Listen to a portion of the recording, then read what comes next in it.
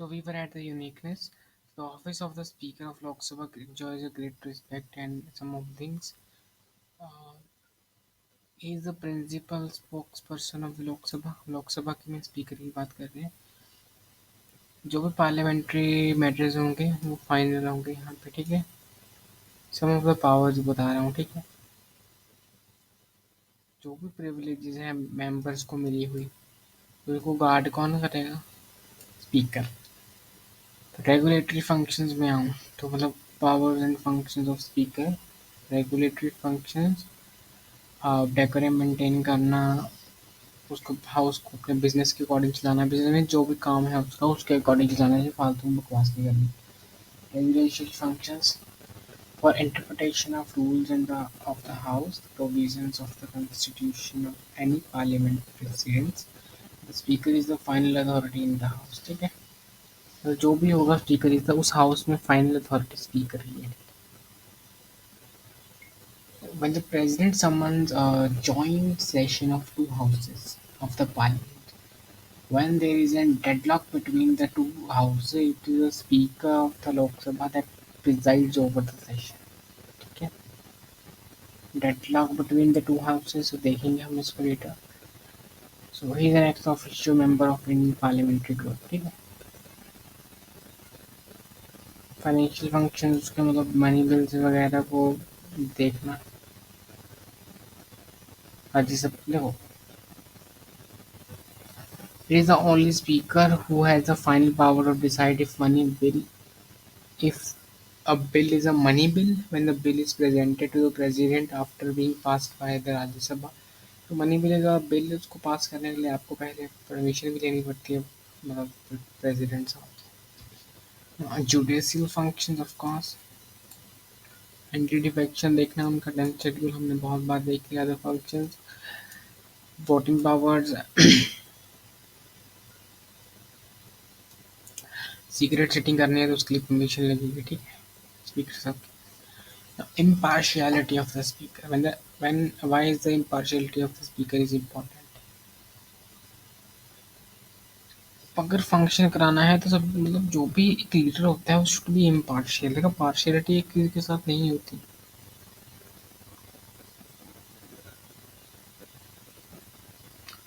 तो स्पीकर के पास बहुत पावर्स हैं तभी वो इंडिपेंडेंस है पार्शियलिटी डिफरेंस भी करता है. करप्शन और अनड्यू इन्फ्लुएंस ना हो जाए किसी के लिए तब भी होना चाहिए. ठीक है. देखो एक होता है कि पार्शियलिटी कब होती है. अगर आपको डराना है किसी को तो आप बोलोगे मैं आपके 5 साल की नौकरी 2 साल की कर दूंगा, आपको रिमूव कर दूंगा, आपको ट्रांसफर कर दूंगा.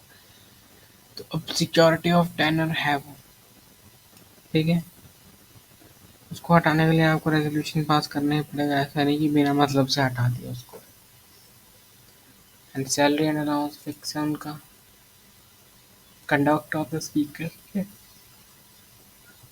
तो सब्सटेंसी मोशन हम मोशन भी पढ़ चुके हैं. So will also again see this in the second round. Work and conduct of the Speaker cannot be discussed in the House unless on a substantive motion. Breaking votes. तो मैं बता चुका हूँ कि फर्स्ट इंस्टेंस जो होता है उसमें नहीं वोट किया जाता. जो भी स्पीकर होगा या प्रेसिडेंट जो भी होगा वो प्रेसिडाइड कर रहा होगा वो तभी करेगा जब टाई होगा. ठीक है. ऑर्डर ऑफ प्रेसिडेंट खेल चुके हैं इससे ही. Powers and functions. So this are some of the powers vested. The deputy speaker enjoys the same power as a speaker. ठीक है.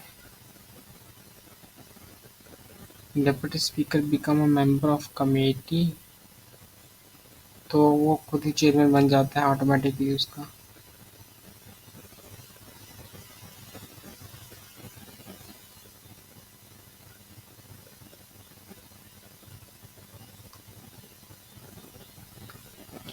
Panel of chairpersons of Lok Sabha.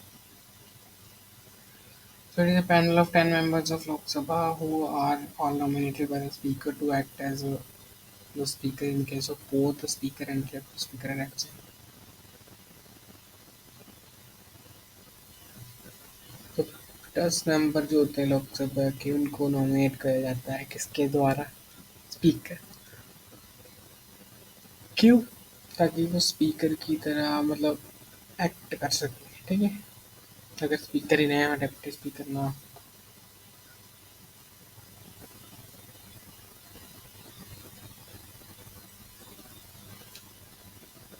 Any member of the panel can act as speaker in case both present नहीं है, तो कोई भी बन सकता है। और अब कौन मान जाते होंगे उस टाइम, मतलब म्यूचुअली डिसाइड कर लेंगे ना।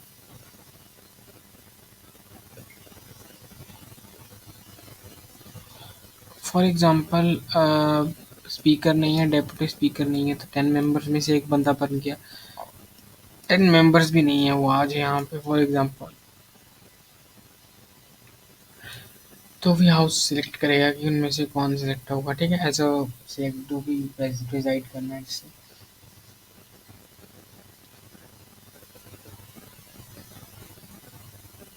The term "pro" means literally means for the time being. The office of the speaker protein temp is a temporary. Okay, for the time being. Well, for the time being, the office of the speaker pro temp is temporary and only lasts for few days. So as we already know, the under Article 94, the Speaker of the Lok Sabha continues to be in office until the first meeting of newly elected Lok Sabha. देखो, dissolve हो जाती है, खत्म हो जाती है, election खत्म हो जाते हैं, उनका टेन्योर खत्म हो जाता है लोकसभा का, जब तक वो मतलब स्पीकर तब तक काम करेगा जब तक कि नेक्स्ट लोकसभा नहीं आ जाती है, फिर सिलेक्ट नहीं है, स्पीकर सिलेक्ट हो, ठीक है। Secretariat of parliament under the under the provision of Article 98 of the Constitution, each house of the Parliament has a separate secretarial staff. ठीक है, उनके पास खुद का स्टाफ होता है। Nothing more important, leaders of the parliament, parliament के 3 leaders होते हैं, लीडर्स ऑफ द हाउस, ठीक है।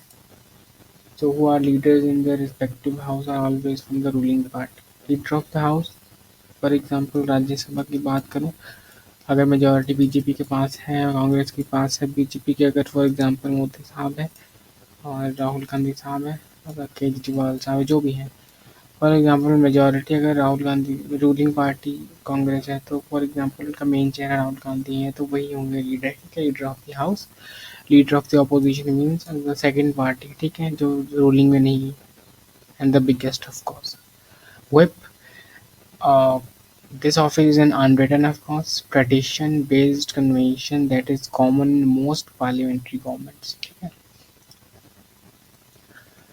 Leader of the house Lok Sabha में देखो तो प्राइम मिनिस्टर, ठीक है।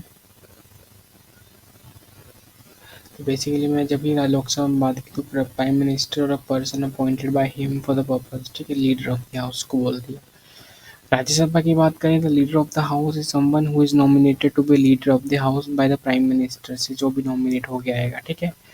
Do you know in the USA the leader of the house is called the majority leader again? Leader of the house है क्या, जो रूलिंग पार्टी होगी, रूलिंग पार्टी के पास इलेक्शन में क्या होती है, मेजोरिटी, तो मेजोरिटी का लीडर हुआ वो, ठीक है। Leader of the opposition again is very simple, हम नहीं देख सकते इसको, इतना टाइम नहीं होता। Okay,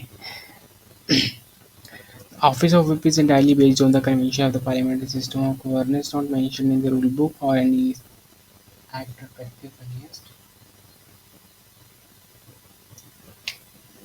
Okay. Who are whips? In the parliamentary form of government, the whips, who are drawn from various political parties, are vital links in the internal organization of parties inside Lok Sabha and Rajya Sabha. Whips are like managers of political parties. Inside the parliament का manager है, मुझे main बंदा हो गया, manage करता है उस सब पार्टी को, तो वो हो गया whip। और बहुत सारी पार्टीज होती हैं तो whips बोलते हैं, ठीक है। What is their function? What are their functions? So they are appointed by the political party to act as assistant floor leader, ठीक है। Whip ensures that the maximum number of members of the party attend the sitting of the parliament, so the party can garner the support in favor or against in the particular issue. Basically वो ensure करते हैं कि maximum number sitting हो, maximum sitting बैठे उधर जो भी again Rajya Sabha Lok Sabha जो भी है। The member of the parliament in the house is expected to follow the direction, जो भी डायरेक्शन देंगे वो फॉलो करनी पड़ेगी। Instructions of whip, one-line whip, it is non-binding. The merely serves to inform the members of the vote. It is non-binding. Two-line whip, it seeks attendance in the legislature during the vote. Three-line whip, it is a clear-cut directive to be present in the legislature during the vote and case voting according to the party line. The violation of this whip could lead to a member expulsion from the house. Okay? Session of the parliament. Summoning, very important. So it gives power to the president to summon each house of the parliament, ठीक है, to meet at the time and the place when president thinks it is a fit, ठीक है।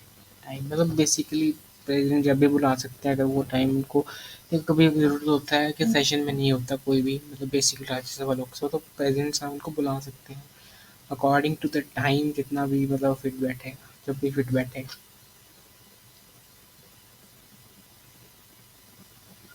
So maximum gap जो हो सकता है वो 6 महीने का हो सकता है दो सिटिंग्स के बीच में। बजट सेशन के बीच में बैठते हैं एक, तो दूसरा होता है अगस्त से सितंबर के बीच में, ठीक है। विंटर सेशन नवंबर दिसंबर, ठीक। Moving next, adjournment. So a session of the parliament consists of many sittings of houses. Each day the house meets, it consists of two sittings. First sitting is 11 to 1 and nothing is 2 to 6. Presiding, so this will not will discuss. Adjournment, sign, die.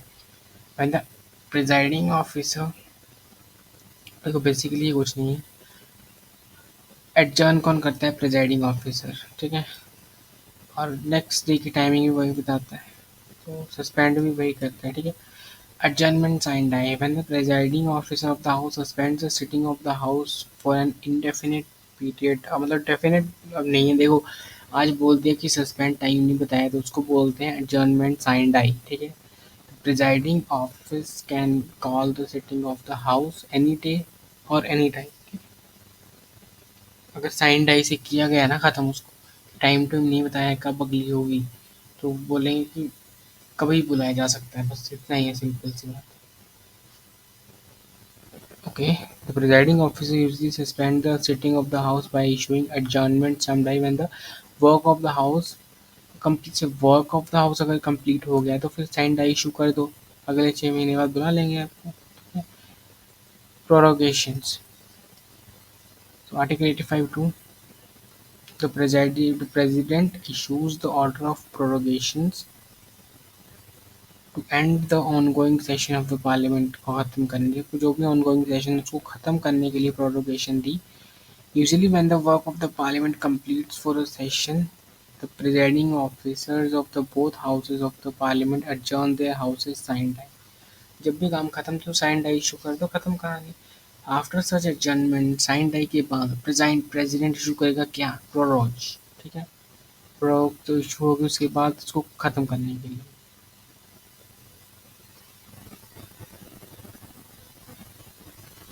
Ongoing session को खत्म करने के लिए, ठीक है।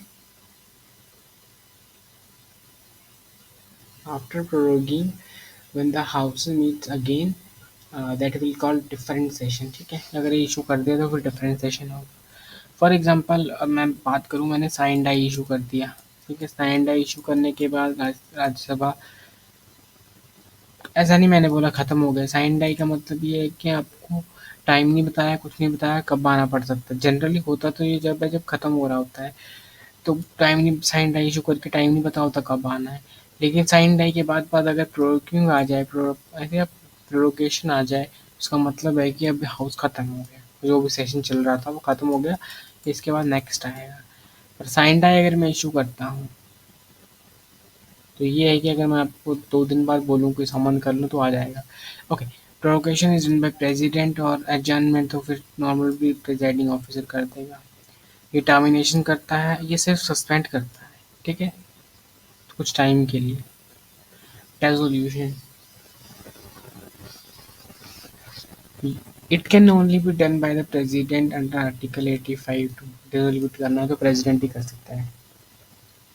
Like prorogation, when the house is dissolved, there will be a new fresh election to the house. ठीक है, अगर resolve कर दिया तो fresh elections होंगे. Lok Sabha is dissolved in two ways. 5 year tenure खत्म हो जाए तो president की recommendation पे तो वो भी prime minister recommend करे तो.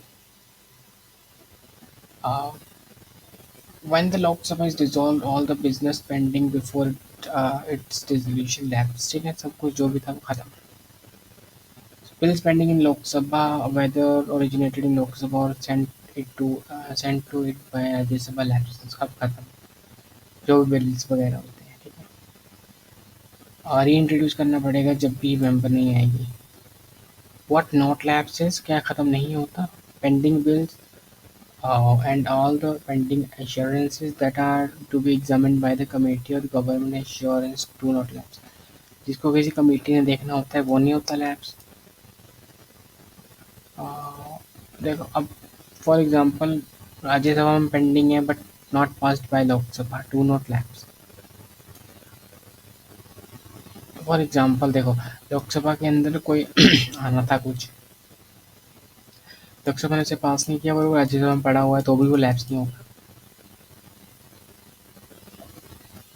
अब देखो मतलब लैप्स होने का मतलब खत्म नहीं होगा. Bill lapse by both the houses and pending approval. Bill passed by both the houses, pass कर दी तो उन्होंने, पर प्रेसिडेंट के अप्रूवल के लिए पड़ा है वो भी लैप्स नहीं होगा. दोनों ने पास कर दिया एंड प्रेसिडेंट के पास गया, प्रेसिडेंट ने उसको बैक किया रिकंसिडरेशन के लिए, वो भी बंद नहीं होगा. If a bill is not passed by the two houses due to disagreement on the bill and the president has notified in an order of holding a joint session on the bill. कोई agreement नहीं हुआ था, disagreement हुआ था दोनों houses में, but president ने कहा था जॉइंट सिटिंग बुलाई जाएगी, ठीक है, तो भी लैप्स नहीं होगा. मेंबर्स कास्ट कैसे करते हैं वो. Now, the presiding officer of the house does not vote. तो हम देख चुके हैं. The proceedings of the house are to be valid irrespective of any unauthorized voting or participation or a vacancy in its membership. ये valid तब भी रहेंगी अगर कोई अनऑथराइज वोटिंग हो जाए या फिर वैकेंसी हो तो भी, ठीक है, एब्सेंट हो तो भी. वोटिंग कैसी होती है. Once the question is put to vote, the members can say aye in the support or no in the against the motion. The presiding officer will then decide whether more people voted in the favor. Basically जो मतलब yes no वाला scene है. Yes इसके अगर ठीक है तो yes कर दो, नहीं है तो नो कर दो. Basic simple election. तो डिसीजन को अगर प्रिजाइडिंग ऑफिसर की चैलेंज किया जाता है देन वो क्या करेगा, that sheet lobby must be cleared. ठीक है, लॉबी क्लियर होनी चाहिए. विल सी क्या होती है.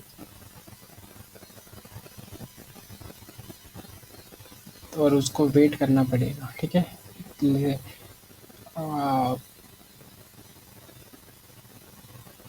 ओके अगर कोई भी है ना, देखो,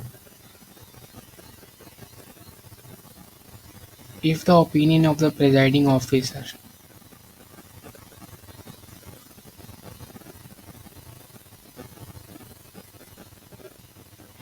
I think the eyes nose have it. So this is the 2 दिन बाद बोलता है पर्सन, ठीक है.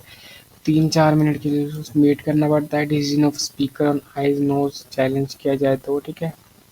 The presiding officer will order that members cast their votes by automatic vote recorder, ठीक है.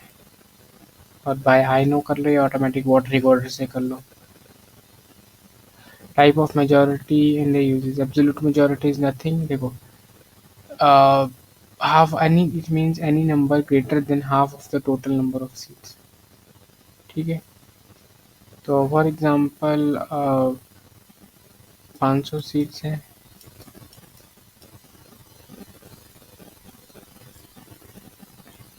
251 ने वोट कर दिया, जीत गए, बन गया absolute majority. Simple majority is nothing.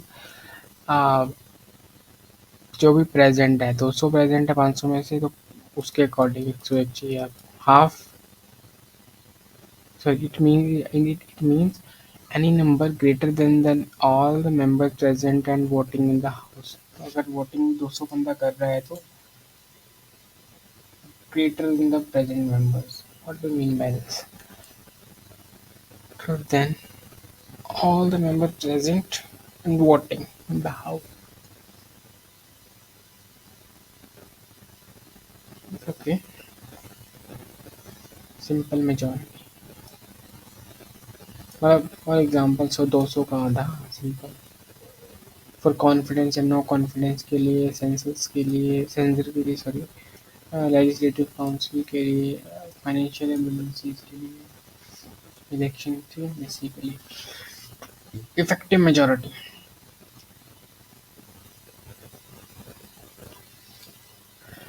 it means any number that is greater than what is half of the total strength of the house। Total strength of the house 500 है, half is 250 minus the vacancies in the house. For example 50 vacancies है तो 200, so total strength of the house minus vacancies in the house. Means total strength जो भी है present नहीं, मतलब जैसे 500 है टोटल स्ट्रेंथ, या फिर 250 मान के चलूँ, तो 50 वैकेंसीज को निकाल के 200, तो मुझे ये स्ट्रेंथ चाहिए, ठीक है। वाइस प्रेसिडेंट हाईली स्ट्रेंथ, मतलब effective good majority. Special majority is nothing but 2/3 of majority, ठीक है। So Article 249 says Rajya Sabha gives permission to the Parliament that it can now legislate a matter of state subject in the national interest। 2/3 majority के लिए। Special majority again comes type 2, this is a special majority and it is used in the rare occasions। It is any number of greater than the half of the total strength of the house, 2/3 basically, plus the 2/3 of member voting, plus 50% of strength। Use nothing very important use because constitutional amendment करने के लिए, ठीक है, बहुत अच्छा है। और approval of emergency के लिए, और सुप्रीम कोर्ट का कोई जज को हटाना हो तो, और लेजिस्लेटिव काउंसिल बनाने को। थर्ड टाइप की मेजोरिटी आती है, रेयर ओकेजन पे यूज की जाती है। स्ट्रेंथ इसकी हम देख लेंगे। प्रेसिडेंट को इम्पीच करने के लिए थर्ड लेवल सिक्योरिटी ब्रीच करनी पड़ेगी आपको, स्पेशल मेजोरिटी थर्ड टाइप की। फोर्थ टाइप की आएगी rarest of all, in the constitution को फेडरल इंपॉर्टेंस करनी हो आपको, ठीक है, ओके। और used when the amending these kind of articles, ठीक है। Language in the parliament, it is not much important कि जो भी है, मतलब आपको हिंदी इंग्लिश आ रही है तो okay fine, okay. After 15 years from 19, the parliament should stop using English unless the parliament makes a law for its content। Anything important, official language act passed हुआ है। Okay, lame duck session is the last session of old Lok Sabha after the new Lok Sabha has been elected, and some members who are from old Lok Sabha are not really elected in the house this time। Members who are not elected again in the new Lok Sabha are called lame ducks। Lame ducks are nothing, for example, आज ये tenure खत्म हो रहा है लोक सभा का और ये नया टेन्योर शुरू हो रहा है, तो यहाँ पे अगर मैं था, अगर मैं मुझे यहाँ पे मैं था मेंबर, लेकिन मैंने इलेक्शन लड़ा और मैं हार गया, और या मैं इलेक्शन लड़ा मैं जीत के, दो केस हो सकते हैं। और मैं इलेक्शन लड़ा और हार गया तो सवाल ही पैदा नहीं होता मेरे यहाँ होने का नेक्स्ट सेशन में। और अगर मैं जीत गया फॉर एग्जांपल, तो ऐसा हो सकता है कि मैं जीत के भी मेंबर नहीं बन पाया, ठीक है, मुझे मेंबर नहीं बनाया गया, मेरे में वो एलिजिबिलिटी नहीं थी, कुछ था मेरे पास, जो भी एनी रीज़न, तो मैं इन दोनों केस में लेम डक कहलाऊंगा, ठीक है। मैं इसमें हो मेंबर होते हुए, सॉरी, मैं इलेक्शन जीत के मेंबर नहीं बन पाया और इलेक्शन हार के मेंबर नहीं बन पाया इन दिस केस, है ना। So next will start the parliament itself, है ना। हमने बेसिक जो पार्लियामेंट थे वो देख लिया। Now will move further and dig deep in the next few lectures.